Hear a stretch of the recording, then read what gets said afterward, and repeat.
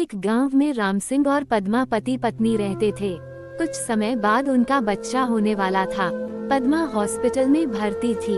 Nurse ने राम सिंह को आकर खुशखबरी दी कि आपके जुड़वा बच्चे हुए हैं। राम सिंह ने कहा कि दो लड़के, लेकिन नर्स ने कहा कि एक लड़का एक लड़की। राम सिंह लड़की नहीं चाहता था, क्योंकि लड़की की शादी में होने वाले खर्चे से वह डरता था। 2-4 दिन के बाद राम सिंह अपनी पत्नी और बच्चों के साथ अपने घर पर आ गया। वह ज्यादातर लड़के को ही खिलाता था। पद्मा को ये बात पसंद नहीं थी। एक दिन राम सिंह अपनी पत्नी से बोला कि हम दो बच्चों का खर्च नहीं उठा सकते, हमारी आर्थिक स्थिति अच्छी नहीं है।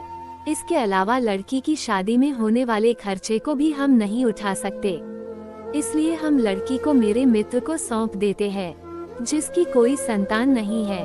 वो हमारी लड़की को हमसे भी अच्छे से पालेगा, क्योंकि वह बहुत अमीर है। पद्मा ने अपनी लड़की को देने से मना किया, लेकिन राम सिंह के कहने पर दुखी मन से उसने अपनी लड़की को राम सिंह को सौंप दिया।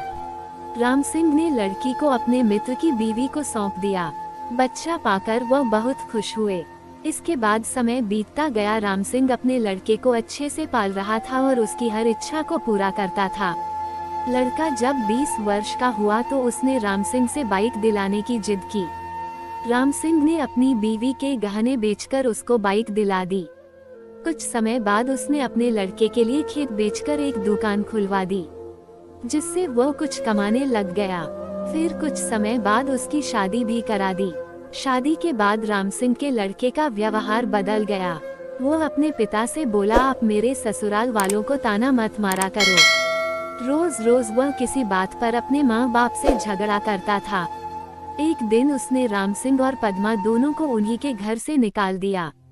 बहुत समझाने पर भी वह नहीं माना। राम सिंह और उसकी पत्नी एक मंदिर में गए। वहां पहुंचकर पद्मा ने राम सिंह को कहा कि मंदिर का प्रसाद खा लेते हैं। जब पर प्रसाद ले रहे थे तो वहां पर राम सिंह के मित्र की पत्नी आ गई। उसने राम सिंह को पहचान लिया। उसने अपनी उसी बेटी से राम सिंह को मिलवाते हुए बताया कि यह वही है जिसको आपने 25 वर्ष पहले हमको सौंपा था। आज यह एक डॉक्टर है और वृद्धाश्रम भी चलाती है। राम सिंह और पद्मा अपनी बेटी से मिलकर बहुत खुश हुए और उन्हें अपनी सारी बात अपनी बेटी को बताई। इसके बाद वह बोली कि अब आप दोनों मेरे साथ ही रहेंगे। मोरल ऑफ द स्टोरी, सीख। इस कहानी से हमें ये सीख मिलती है कि हमें कभी भी लड़के लड़की में भेदभाव नहीं करना चाहिए।